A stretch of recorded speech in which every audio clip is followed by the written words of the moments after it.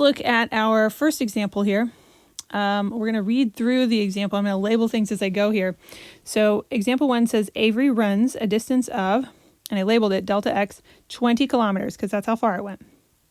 In 3 hours, that's a time, so I labeled that as a time too, at a constant speed. What is Avery's velocity? Okay, so V is what I'm looking for.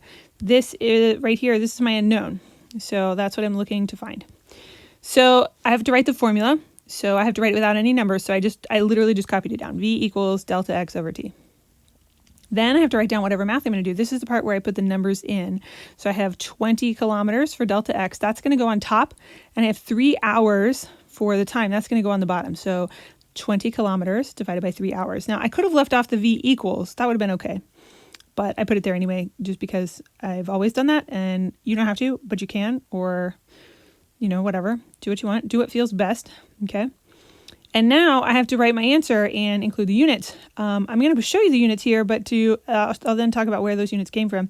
So I have to do 20 divided by 3. It's always top divided by bottom. Even if the top number is smaller, it's still top divided by bottom. Okay, so if you're going to be using a calculator, I have no idea what 20 divided by 3 is, but I know it's not a pretty number. So I'm going to have to be rounding whatever I see in my calculator, okay? And I get 6.67. And then there's the kilometers per hour. So here's where that unit comes from. So I'm going to zoom in here so I can write a little better.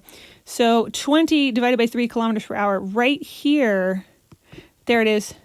There's my unit, okay?